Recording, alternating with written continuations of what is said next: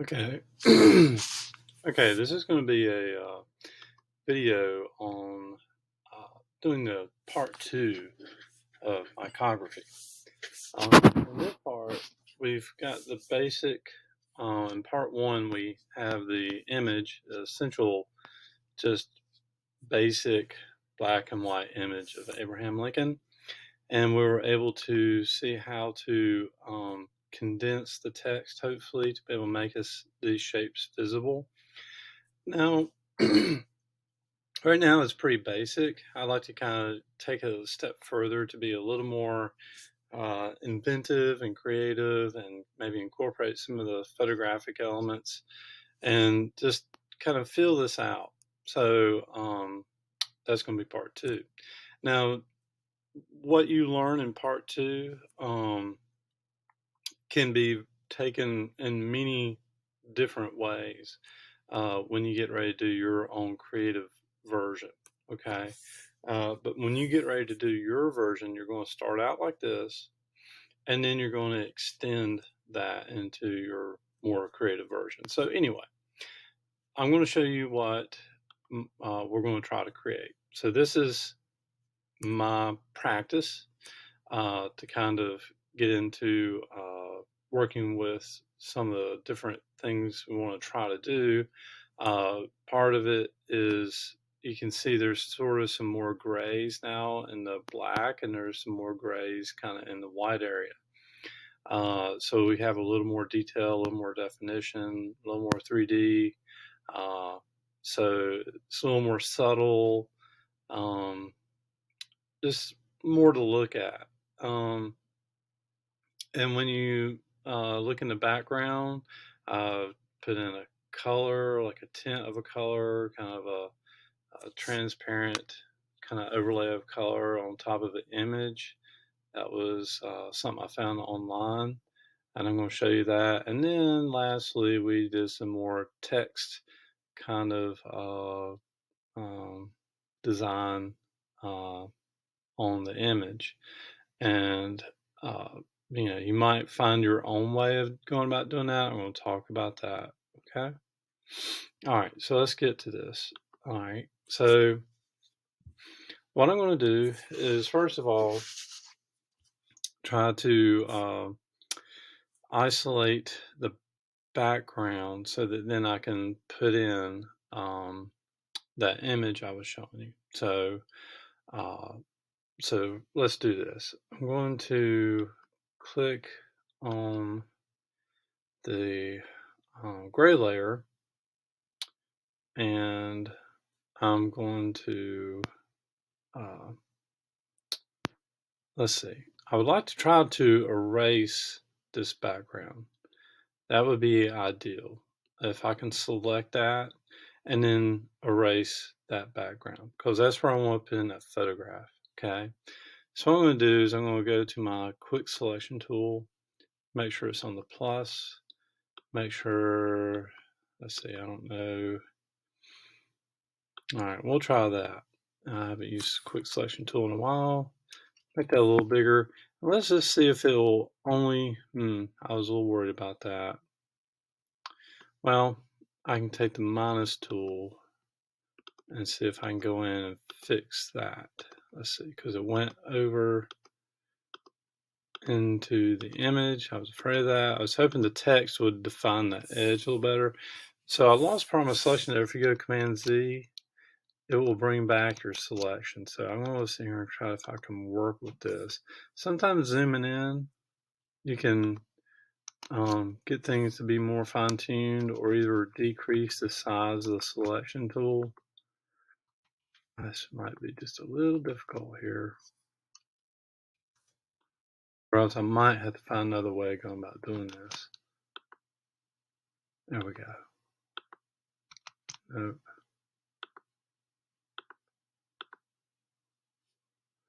It's just that one section right there is giving me some problems. Okay, let's go down here.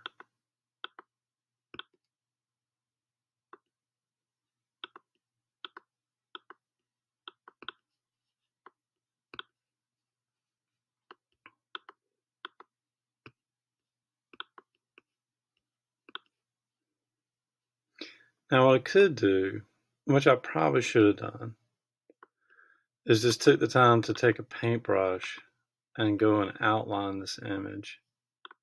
I was hoping to be able to do it this way.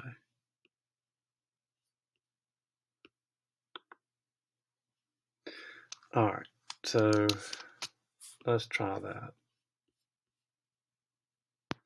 Or the eraser, to be honest.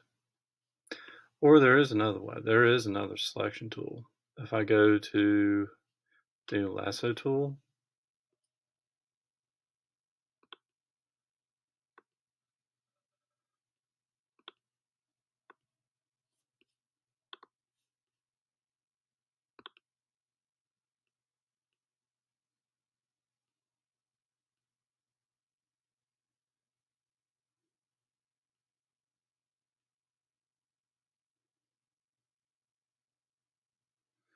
I can do this kind of chunks at a time. Come down here and delete that. So maybe you can try whatever selection or way you want to eliminate your background.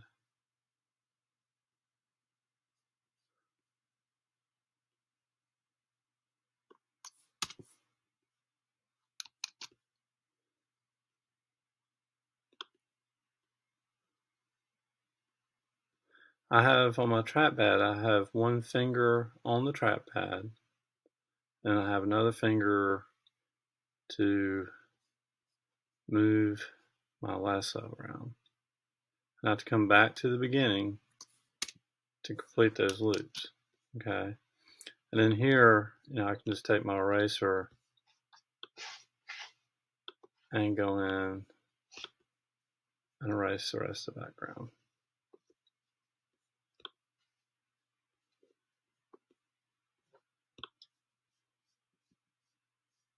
Now, if you wanted to, you could just take your eraser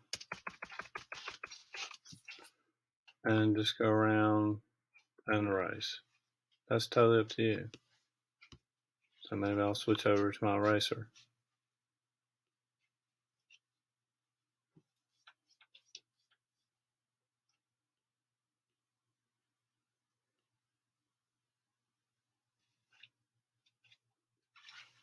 I was starting to see some of the photograph come from around the edge. And what I'm trying to do is I want to, I still want to separate the image from the background. So I'm going to do that kind of color in the background. In your creative version, if you want to overlay another color on top of the image of the person, so we're going to incorporate some color.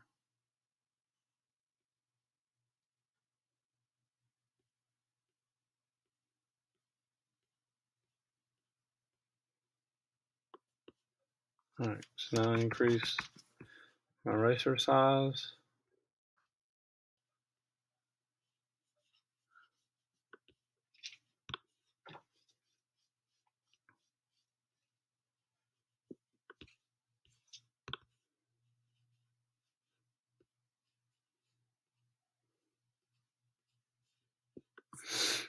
All right, so we eliminated the background. So I want to put in a color into the background.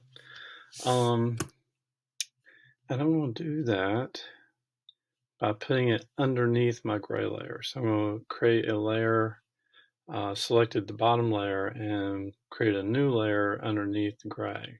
Okay, that goes throughout the entire background. Actually, let's incorporate the image first. Okay, let's do that.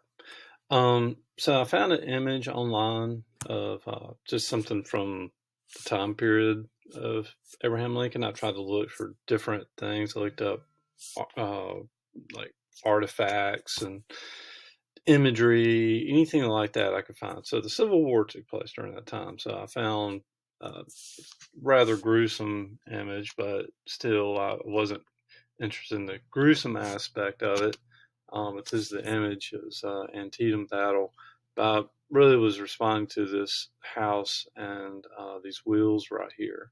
So I'm going to use that in my background. And so I'm going to open that and just give it some background to it. Right now it just looks pretty bare, pretty plain. So I'm going to find the image I downloaded, open that up. I'm going to select all that, copy it, and then paste it. Now I need to situate it to where I want it.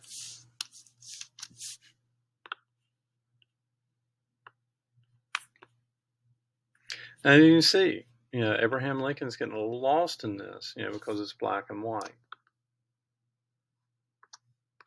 And that's why I'm going to add that hint of color. Whoops. I thought that would constrain it, but it's not. Okay, so I can move that around some more later.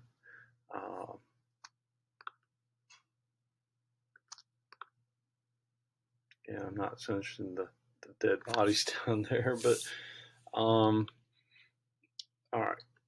So I feel pretty good about that right now. But again, the image is just competing with Abraham Lincoln. Okay, so what I'm going to do is well, there's a couple of different ways I could do this. I could put a color here on this layer underneath and turn the opacity down on this layer. Either way, I want it to be not competing with Abraham Lincoln right now. Okay, so what I'm going to do, see if I can go and select a color now. I had kind of a gray color, bluish color, and the last one, so I don't want to put it on top of my photograph. So let's see what it can look like underneath. So that's pretty good. And again, I'm changing the opacity on that photograph. So it could just be something like that. See, now that Abraham Lincoln reads better, he's standing out from that. It's not competing. And I could even, I don't know. Let's see what it looked like if I did the blue layer on top. And then turn the opacity down on that.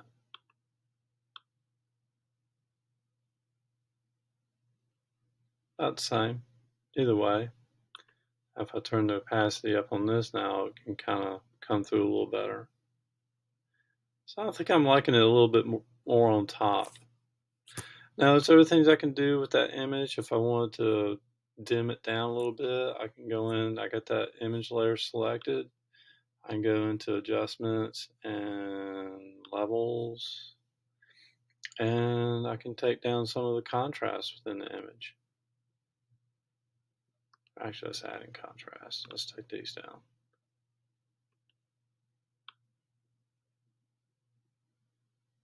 So that makes the image kind of dim.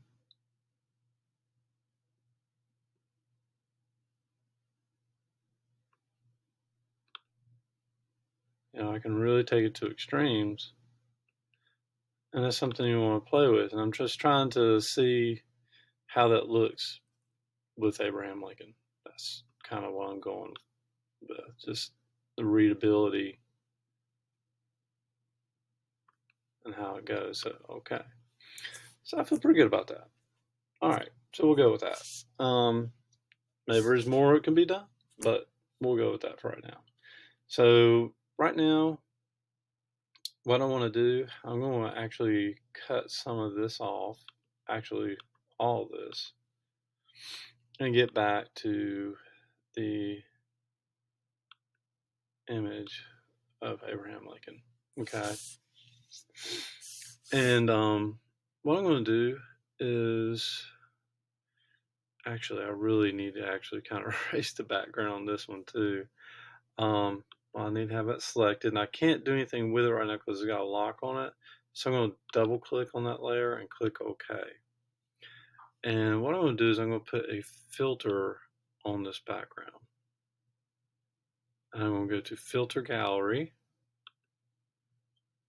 And this is cutout. Okay, so you got all these different ones, but we want to use cutout, make sure this one's highlighted. And I really like what cutout does with some of the shapes. It just takes the values and gives them, has more, well, it defines the different value areas, makes them different value areas kind of more simplified, but not so simplified to the extreme of the threshold where you just have white and black. We still have grays, but they're kind of grouped and kind of shaped. So we can adjust all that with the number of levels. And, we're just kind of going for a look. It has simplicity here where it can get very abstract. If we want to do that. And then we got edge fidelity, which right now it's not really doing anything, but when we increase this, the fidelity does affect things. So you decide the look you want. Kind of want a few more grays, kind of like how that's popping up in the hair right there and around the eyes. So I'll just go with that. Well, maybe I'll change the fidelity a little bit, get a little more definition in there. So you decide how you want that to look. I'm going to click OK. And actually, I kind of like how this background turned out. Okay. Trying to decide if there's a way I could incorporate some of that and separate it from the image. It's almost like I'd have to duplicate this. Not that I'm trying to complicate anything, but that's what I'm trying to show you is different options we have. So I'm duplicating that layer.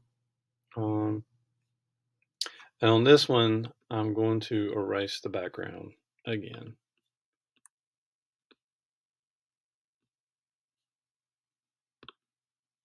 And we cut this bottom layer off so we can actually see what I'm doing. I am erasing.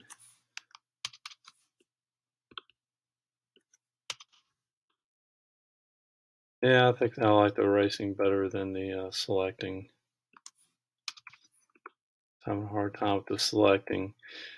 It's just, when it's just all gray, the selection tool, the quick selection tool wants to grab, doesn't know what to grab. When you got separate areas of color, then it's easier.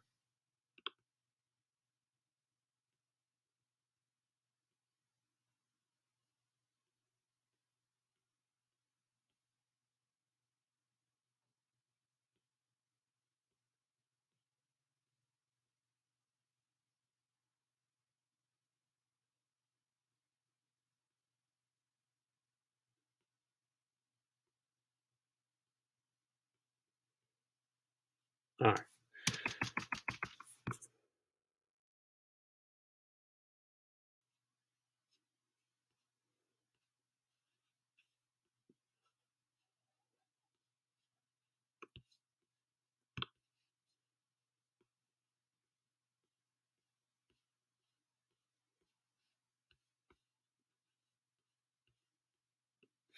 All right. So we have that, and we have that. Now, the reason I did that is I'm going to, first of all, I'm going to bring this above my gray layer. Really don't even really need the gray layer anymore. And I'm going to bring this above my gray layer as well. So it's above the blue. The face on this one's not going to be incorporated at all, really. What it's going to be about is this background. So I'm going to cut this one off. I'm going to take this one and drop the opacity on it. And I'm going to turn these layers on. And I'm going to drop the opacity. And I wasn't anticipating that. It came up as checkerboard. Why is that?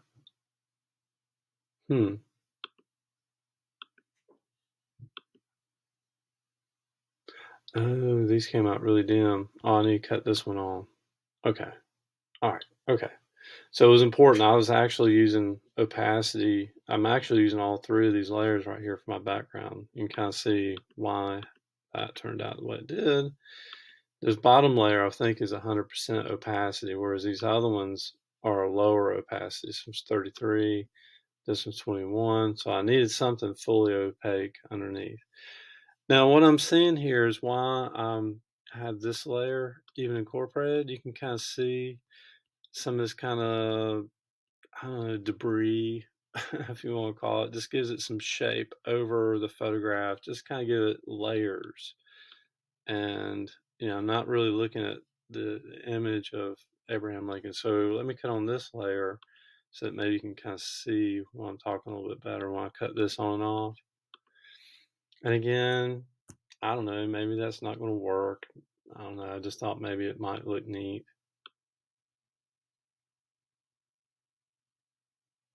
So now that's just so subtle back there. It kind of gives it, again, kind of just some depth to it.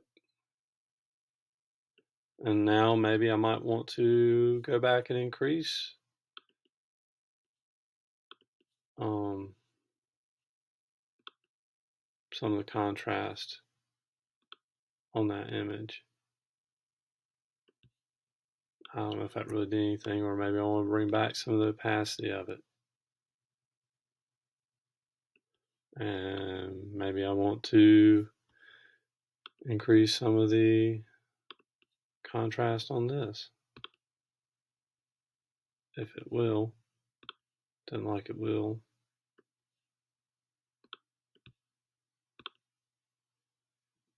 Oh, there we go.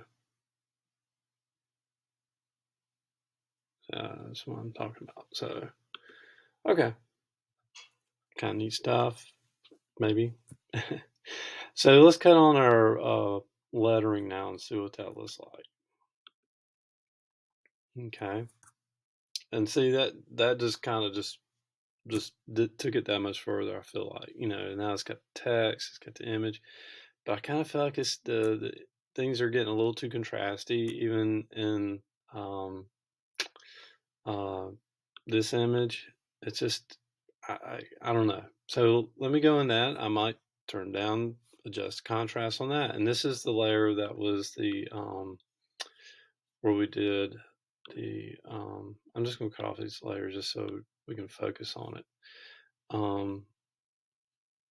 Where we did the filter of the cutout. So what I'm going to do is go to image adjustments, go to levels, and maybe I want to make it a little less contrasty. Or just move these sliders around and find something I feel comfortable with that might look good when the text is on top. So I'm going to put the text on top now, kind of see how that's interacting. And I'm going to stay on this layer, and maybe if I can go in, make more adjustments. This is how I want to see how it looks with that text. Lose the text there if I do that. A little too contrasty.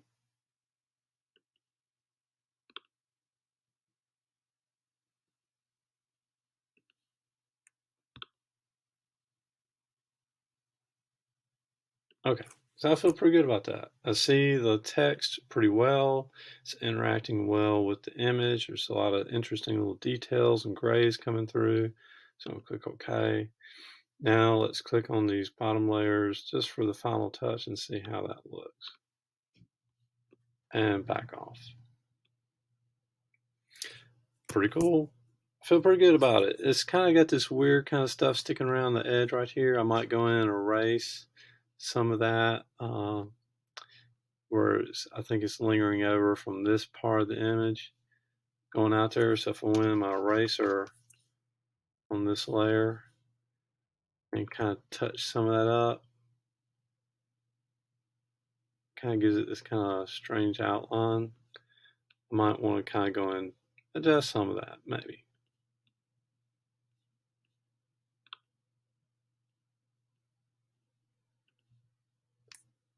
Maybe a little too much there. Kind of like that a little bit right there. So anyway, I'm going to have to leave it right there because I've run out of time. So we're going to make this, I'm going to two-part video. And who's to say, I might still go in and work with this background some.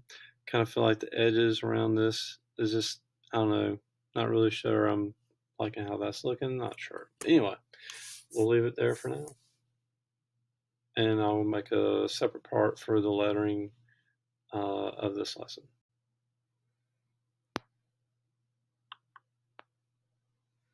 So this is going to be a third part video to the micrography lesson. This is going to be the last part.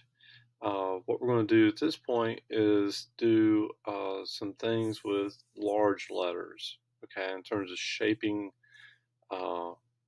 words into shapes to kind of fit within shapes.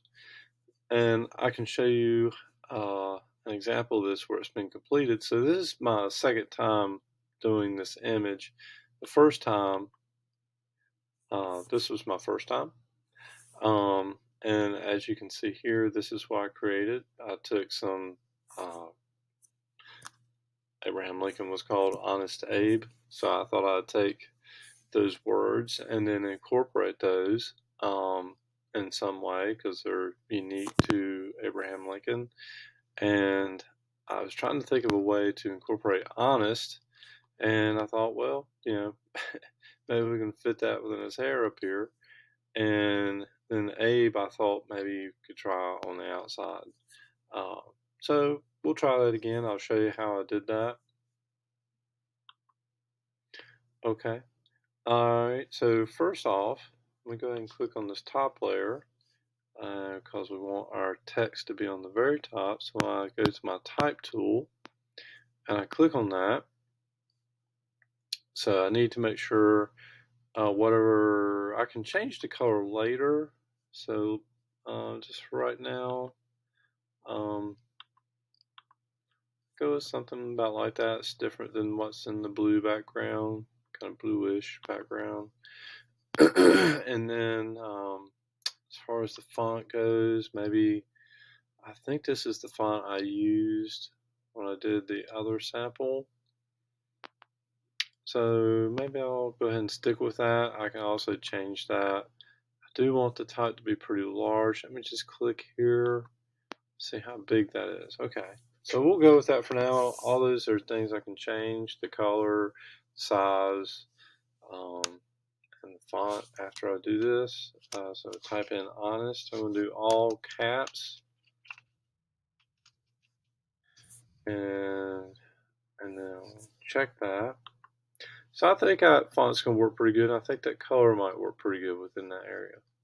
Wouldn't work too good out here. It's about the same value, but here I think it works okay. All right, so first off, we got to kind of position it where we want it, okay, to the best of our abilities using the transform tool, free transform. So Command T on your keyboard is the quick command for that. And I'm going to move that over and position it. We'll zoom in a little bit.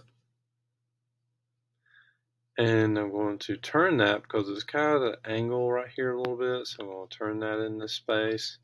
So we're going to try to fit within that space as best as we can, just with doing the free transform. And then hit return on that. Okay.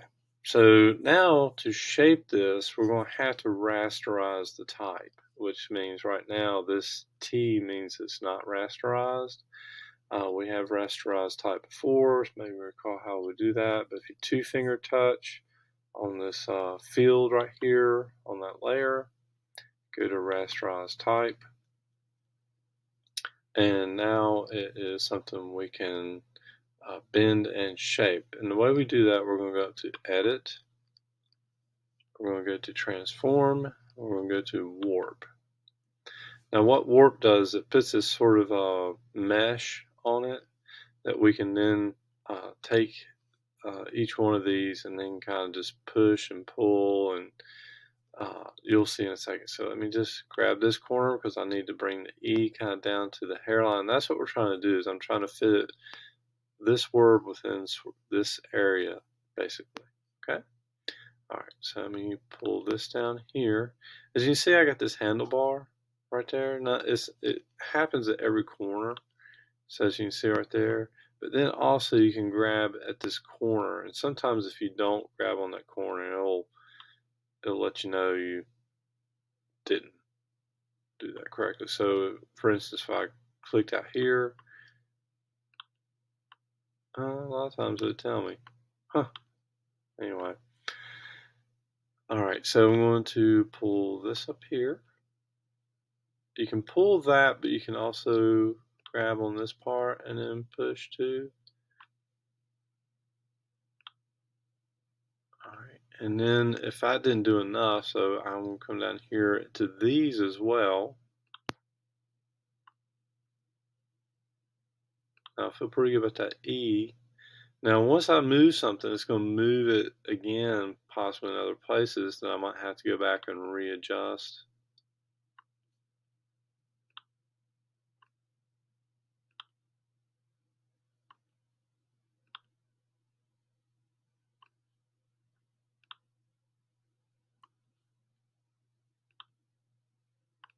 So you see, I mean, it works pretty good. Now it's not going to be an exact fit, you know, but it's going to be very close.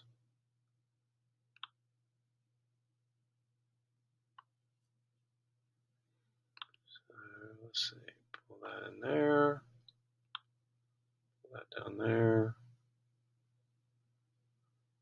Do a little bit of that to that.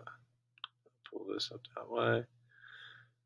And that's the thing about a mesh. Like when you pull or push one area, it's going to affect another area as well. So you might have to keep adjusting and readjusting.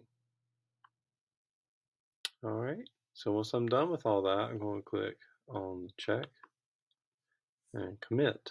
So there's honest. Honest is now shaped within that area. Now we're going to do Abe down here on this corner on the exterior. So you just find the places where you want to put words later when you get the chance to make your own creative version of this, where you pick your own portrait, you pick your own lettering and type for it to create a face.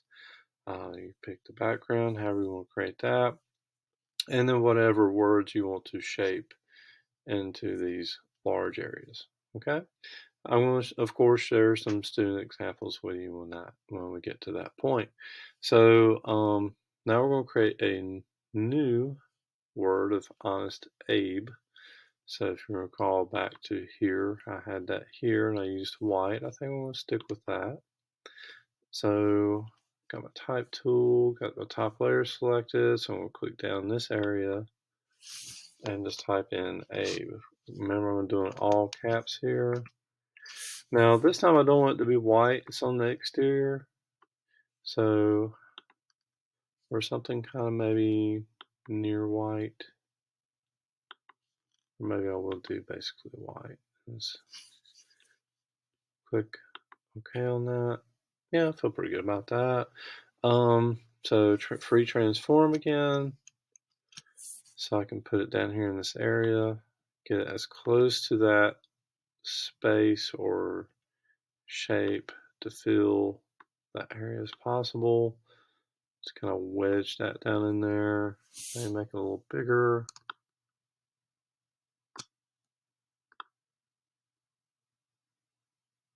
Okay, so that feels pretty good. Let's see if I can zoom in on that area so we can see that a little better. Now I'm going to hit return, and now I'm going to go to edit, transform, and then warp. Oh, what I forgot? I forgot to rasterize. That's why it didn't work. So if I go double click on this layer, two finger touch on my trackpad, it's not working. Oh, I wonder if, okay, it's not letting me do that for some reason. I think it's because I did that. You see there's a check right there, which means when I did to that warp is engaged somewhere. I don't see it. I'm going to hit the check. And okay, so all things can kind of go awry if you don't do things appropriately. So solve that problem. So now we got that rasterized. Now I should be able to warp it, edit, transform, warp, and now we got what we want here. We can progress. So let's pull this E down to here. I think I want to pull this. I think I'm going to have to do that to there. Let's pull the B and then pull this one. Curious how. Mesh, there's not much of a mesh on this, and since the mesh is so small, it's not giving me a lot of options on what I can push and pull and askew.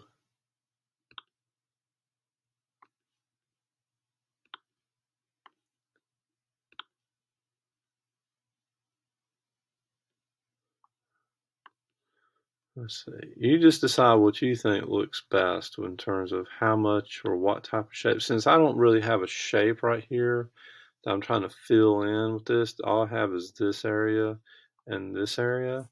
If I zoom out, I'm just trying to go based on what I think kind of looks good. I kind of like how that kind of flows right there with the shoulder from his head. So I guess that's kind of what I'm going based on for this upper part here. Do I want to do something like that, or do I want that? So I'm just trying to use my own judgment on the upper part of the word.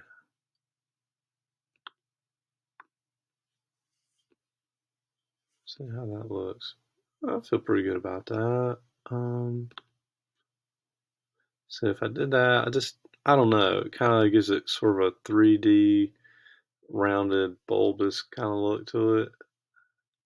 Or is this kind of gives that flow to it rather than kind of going up and over that word. Again, that's just sort of a aesthetic choice, how I want to arrange the top of that word.